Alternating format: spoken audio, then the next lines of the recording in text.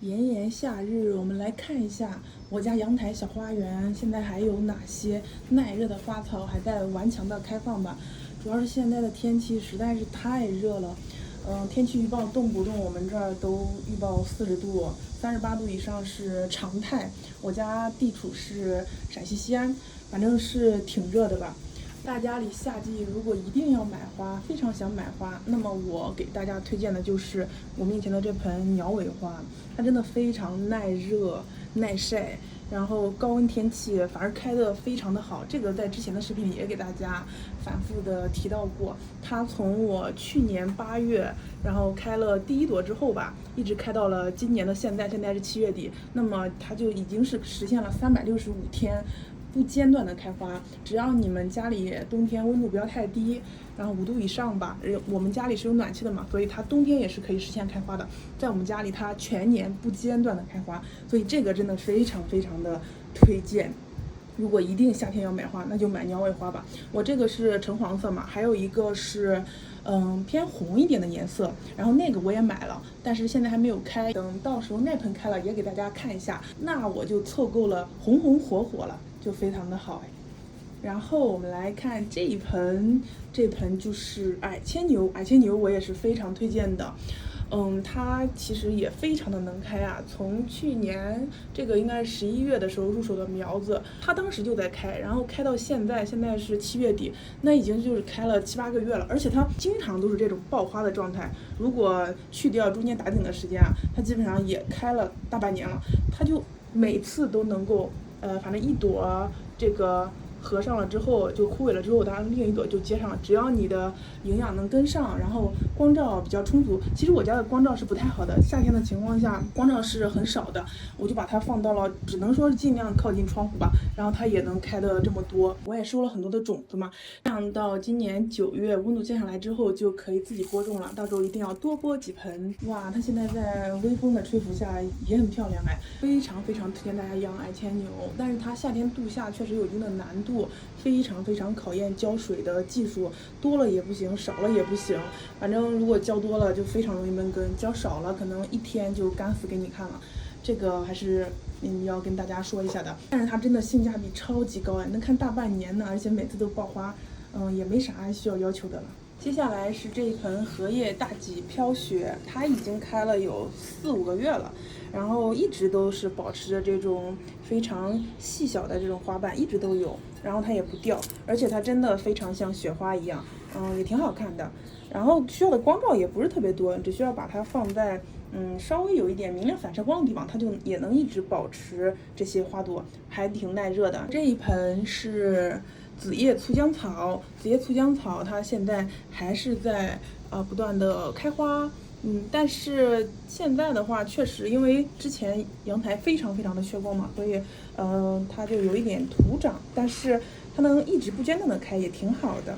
对光照的要求也没有那么的高。接下来又是一盆重磅推荐，就是这盆蓝雪花，你看它真的开的好好呀，开的好多，而且尤其是夏天天气很热的时候，它实现了爆花。之前在春天的时候，它还没开那么多，现在非常非常的热，它开了很多，然后基本上这个花就不间断的，然后。看这边也是有很多，它这个天蓝色我真的非常喜欢，它真的和天空的颜色很相近，我非常的漂亮。在夏天里，它真的是当之无愧的一个开花机器，而且非常的有氛围感，轻轻松松一开都非常的治愈系。油画婚礼吊兰真的也超级的推荐，这一大盆油画婚礼吊兰真的就非常的好看，紫色的叶片我真的越看越喜欢。它就是和这个天空啊映射在一起，我觉得就像油画的感觉，跟它的名字很相符。尤其是到傍晚的时候就更好看了，看真的超级大的一盆。油画婚礼吊兰很多花友养不好，尤其是夏天很容易把它养挂掉，就是因为大家有时候浇水浇太多了。油画婚礼吊兰它的这个叶片和它的这个茎秆都是非常能储水的，所以在夏天浇水的时候，我们一定要注意，就是宁少勿多，宁干勿湿。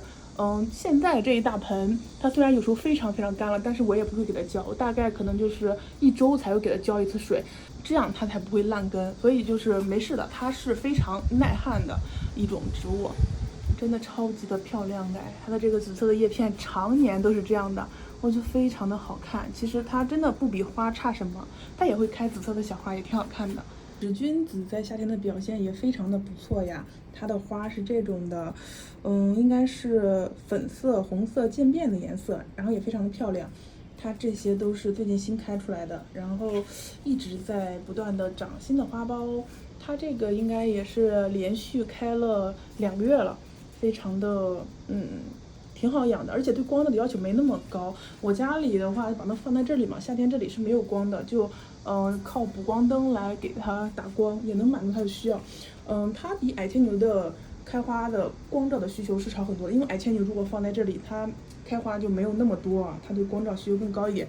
所以使君子的话，我也推荐大家养，但是千万注意一定不要缺水。所以我是给它放了一个底下一个盛水的托盘，这样就可以稍微多浇一点水。因为如果你缺水的话，它们这些开的花呀以及花苞都会掉落，所以就看不了花了。夏天的话，就是有时候真的很难，浇多了也不行闷根，浇少了吧也不行，它就干了。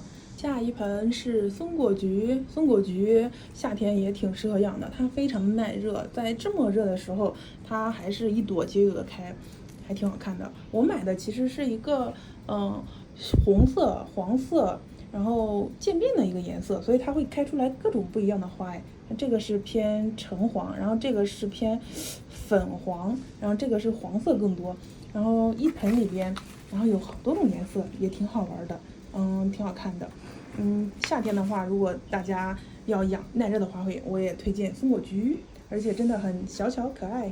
这是一盆扦插的矮牵牛星空，它也开得很不错。所以矮牵牛，夏天耐热的情况下，只要你浇好水，然后适度的给它控一下温，它也能开得挺不错的。看，就跟那盆大的是同一个品种的，从它上面剪下来扦插的。西侧阳台目前表现还不错的，就要当属这个凤仙花了。只要你不缺水，它就可以一直开。看，这有一朵，前几天缺水了一波，所以很多花苞有点掉了。所以现在每天呢都是要给它早晚补一下水。然后上面这也是一盆凤仙花，这个是一种粉白色的，然后这个非常的也好看，然后也开的也挺不错。这盆天竺葵长得也太大了，但是因为夏天呢，不敢轻易给它修剪，怕把它剪死了。但是它还是有花苞的，看是这种重瓣的，像玫瑰一样的。它具体品种是啥，我有点忘了。然后看这个也是小花苞，然后也能开出来。但是确实最近太热了，而且有点缺光，所以它这个叶片呢都有点偏白，发黄了。